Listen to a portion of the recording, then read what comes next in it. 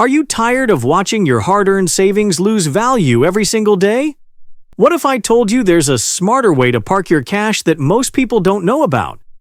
I'm pulling back the curtain on two brand new ETFs that could completely transform how you handle your emergency fund and short-term cash. These aren't just any investments. They're specially designed cash alternatives, backed by the full faith and credit of the U.S. government, but with a twist that makes them even more powerful for everyday investors like you and me. In the next 10 minutes, I'll show you exactly how these two new Vanguard ETFs work, why they might be better than your high-yield savings account, and how they could potentially earn you hundreds of dollars more each year on money that would otherwise just be sitting there. And the best part? You won't have to sacrifice safety or take on unnecessary risk. This isn't about chasing returns. It's about optimizing what you already have. So if you've got cash set aside for emergencies, a down payment, or you're just waiting for the right moment to invest, this video could be the most valuable 10 minutes you spend today. Want to stay ahead of the investing curve? Hit like and subscribe for weekly strategies that could put hundreds more in your pocket. For those who don't know me, I've spent the last several years helping everyday people maximize their money without the complicated jargon or risky strategies that Wall Street loves to push. And if there's one thing I've learned, it's that what you do with your cash reserves can make a massive difference in your overall financial health. Here's something interesting. While most financial content creators are busy talking about the latest meme stocks or crypto plays, the real financial insiders, the people who manage billions of dollars, are focused on optimizing every dollar, including their cash positions. And that's exactly what we're doing today with these two new ETFs from Vanguard, one of the most trusted names in low-cost investing. Let's talk about what's really happening to your money right now. Even with inflation coming down, it's still eating away at your purchasing power every single day. Think about it this way. If you had $10,000 in a regular bank account paying 0.01% interest last year, that money is worth significantly less today in terms of what it can actually buy you. It's like having a slow leak in your financial tire. For decades, the traditional advice was simple: keep your emergency fund in a savings account where it's safe. But today's financial landscape demands smarter solutions. I recently spoke with a viewer named Mike, who had been keeping his entire $30,000 emergency fund in a traditional savings account for years. When I asked why, he said, "That's what my parents taught me to do." When I showed him how much that decision had cost him, over $4,500 in missed interest over the past 3 years, he was shocked. That's where these two new Vanguard ETFs come in. They're designed specifically to address this problem, giving you a potentially better place to park your cash without sacrificing the safety you need for your emergency fund or short-term goals. Let's break down the first one. Let's dive into VBIL, the first of these two new ETFs from Vanguard. VBIL stands for Vanguard 0 to 3-month Treasury Bill ETF. What makes this ETF special is that it exclusively invests in the shortest duration Treasury bills available, those with maturities of 3 months or less. Think of it as a ready-made Treasury bill ladder that someone else manages for you. Instead of having to buy individual T-bills and constantly roll them over yourself, VBIL does all that work behind the scenes. The beauty of VBIL is in its simplicity. Within the ETF, you'll find a variety of different T-bills with different maturity dates, all within that 0 to 3 month range. This means the yield of the ETF will be slightly different from whatever the current T-bill yield is for any specific maturity date. It's essentially giving you an average of all those short-term rates. Now, like any ETF, there's an expense ratio to consider. This is the fee that Vanguard charges for running the fund. For VBIL, it's incredibly competitive at just 0.07%. That means you'll pay only $7 per year for every $10,000 you hold in the fund. When you compare that to the time and effort it would take to manage your own T-bill portfolio, it's practically a bargain. One important thing to understand about VBIL that makes it different from stock ETFs is how its price moves. Unlike something like VOO or other stock-based ETFs, where you might see the price consistently rise over time, VBIL's price chart looks more like shark teeth. The price gradually rises throughout the month as the ETF accumulates interest from the T-bills it holds. Then, once it pays out its monthly distribution, the price essentially resets back to baseline and starts the process all over again. Let me put this in real numbers. If you invested $10,000 in VBIL at today's rates, you might see the share price slowly climb from, say, $50 to $50.2 over the course of a month. Then, after the distribution, it would drop back down close to $50 again. Your total return comes from both the slight price appreciation and the monthly distribution combined.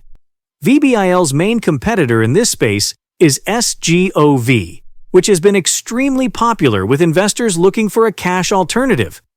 The main difference: SGOV charges a slightly higher expense ratio of 0.09% compared to VBIL's 0.07%.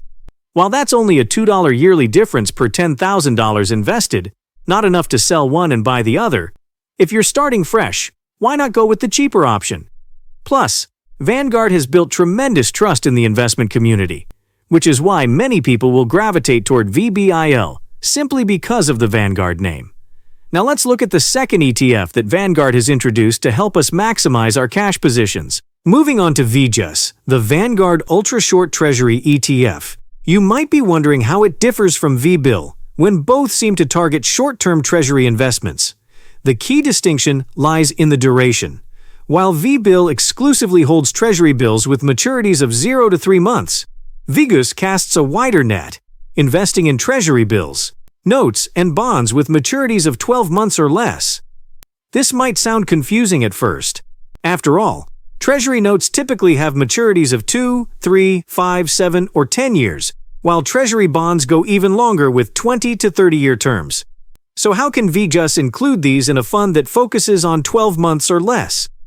The answer is that VGUS likely purchases these longer-term instruments through the secondary market when they're approaching their final year before maturity.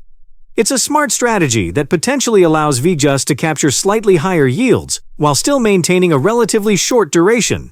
When we look at the average maturity of each ETF, the difference becomes clear. VBIL has an average maturity of roughly 45 days, while VGUS stretches to about 100 days. Though this might seem like a minor distinction, it significantly affects how these ETFs respond to interest rate changes. VBIL, with its shorter duration, will adjust more quickly to shifts in interest rates, almost in real time. VGUS, on the other hand, responds more gradually due to its longer average maturity. This means there could be periods where VGUS offers either a higher or lower yield than current rates, depending on which direction rates are moving. So why would you consider investing in either of these ETFs? Both are designed to serve as cash equivalents. They're meant to be safe havens for your emergency fund or cash that's waiting to be deployed into the stock market or other investments. They're not intended as long-term growth vehicles where you're hoping to see your money multiply over decades. Instead, they offer a potentially more efficient way to make your idle cash work harder for you in the short term. One of the biggest advantages these ETFs offer over high-yield savings accounts comes down to taxes. Because they invest in treasury securities, the interest they generate is generally exempt from state and local income taxes. For someone living in a high-tax state like New York, California, or New Jersey, this tax advantage can be significant. Any interest earned in a high-yield savings account gets taxed as ordinary income at both the federal and state levels. By investing in Treasury ETFs like VBIL or VGUS, you can avoid nearly all of that state income tax burden. I say nearly all because these ETFs do hold small amounts of cash and occasionally non-treasury investments as part of their strategy, which means they're not 100% state tax exempt like directly purchased treasury bills would be. But we're talking about a minimal difference that's largely insignificant for most investors over time. Now, let me show you how this tax advantage plays out in real life. Let me introduce you to Sarah, a software engineer from New York who earns a good salary and falls into the 6.5% state income tax bracket. Sarah has $50,000 set aside for a home down payment she plans to use in the next year. She's trying to decide between 3 options: keeping her money in a high-yield savings account, paying 4.5%, buying treasury bills directly, or investing in one of these new Vanguard ETFs. If Sarah puts her money in the high-yield savings account, she'll earn about $2,250 in interest over the year. After paying both federal income tax at her 24% bracket and New York state tax at 6.5%, she'll keep about $1,564 of that interest. Not bad, but let's look at her other options. If Sarah invests in Treasury bills directly or through these ETFs, she'll avoid that 6.5% New York state tax. Assuming the same 4.5% yield, she'd still earn $2,250, but she'd only pay federal income tax, leaving her with about $1,710. That's an extra $146 just from the state tax savings alone. Money that would otherwise have gone to Albany instead of staying in her pocket. But there are some potential downsides to these ETFs that you should be aware of before jumping in. Unlike a high-yield savings account, where you can withdraw money anytime without tax consequences, selling shares of VBIL or VGUS could trigger capital gains that you'll need to report on your tax return.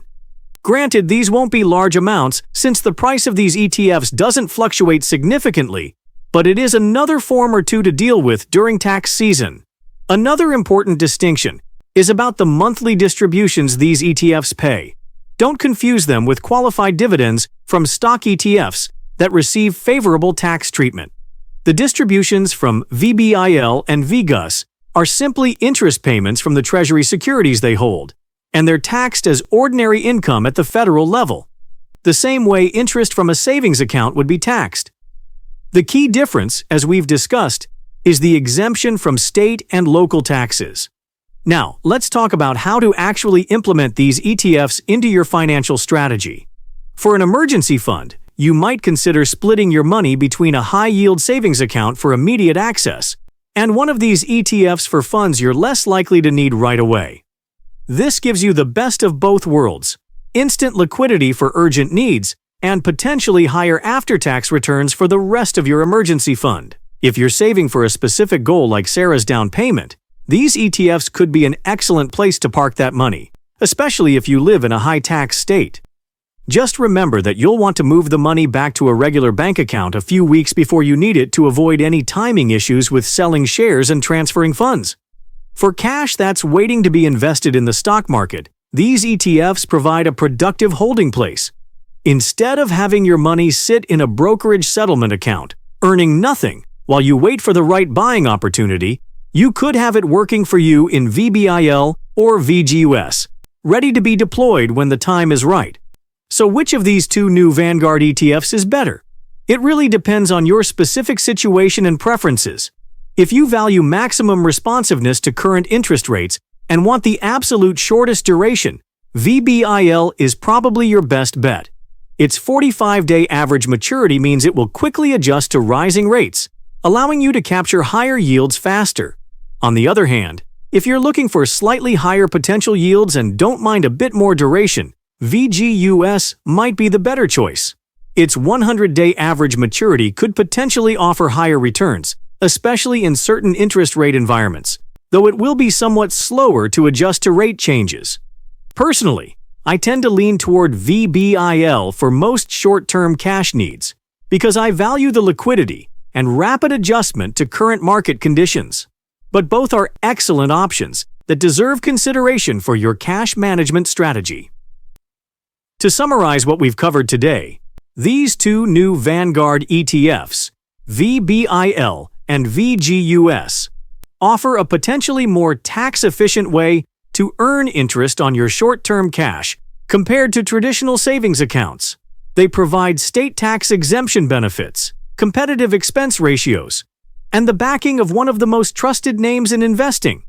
While they come with some minor tax reporting considerations, the benefits often outweigh these small inconveniences, especially for investors in high-tax states. I'd love to know which of these ETFs seems better for your personal situation. Drop a comment below with your thoughts or any questions you might have about implementing these into your financial plan.